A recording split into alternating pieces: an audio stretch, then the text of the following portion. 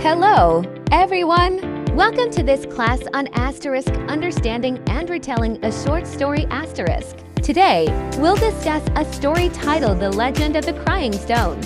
Understanding and retelling a short story requires two key steps: comprehending the story's content, including its plot, characters, theme, setting, and moral. Re-narrating the story in your own words while preserving its essence. Let's break it down further. Identifying key elements, analyzing the storylines, summarizing the content using your own words, focusing on the main points. The Legend of the Crying Stone, a folktale from West Kalimantan. This tale teaches the importance of filial piety and warns against arrogance and disobedience. Once upon a time, on a hill far from the settlements in West Kalimantan, there lived a mother and her daughter. Her husband had long passed away, leaving no inheritance. Every day, the mother worked tirelessly in the farm. She hoped that Dharmi could live a happy life, unlike herself. So Dharmi was pampered with love and affection. Dharmi grew into a beautiful young woman. She loved looking at herself in the mirror while brushing her hair. But that was all she did, admiring herself all day while her mother worked hard in the garden, sweating. One day, the mother forgot to deliver a vegetable order to a customer in the village.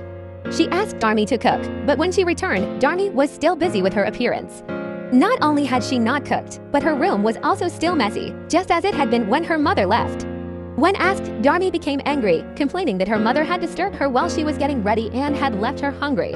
In the end, the mother cooked the meal and cleaned Dharmi's room. One day, Dharmi and her mother was going to the market to supply vegetables, but Dharmi quickened her pace, leaving her mother behind so that people wouldn't know the woman pulling the cart was her mother. Unexpectedly, Dharmi met some friends along the way. They chatted until her mother arrived.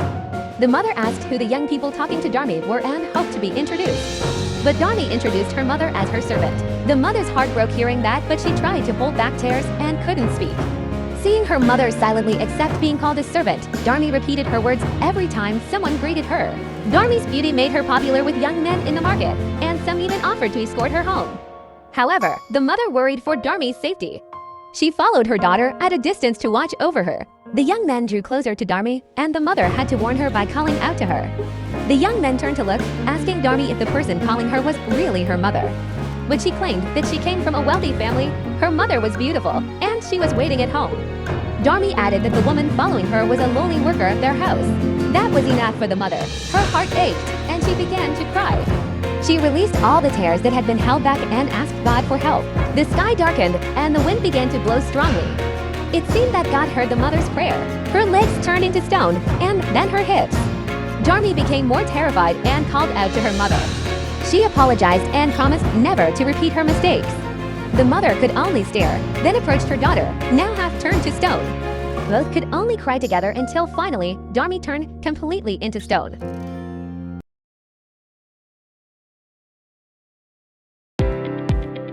That's all about the Legend of the Crying Stone.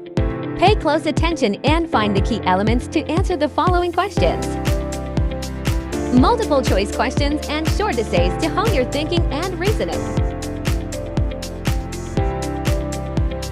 Remember to keep the main points of the story in mind, and this will help you to retell it in your version.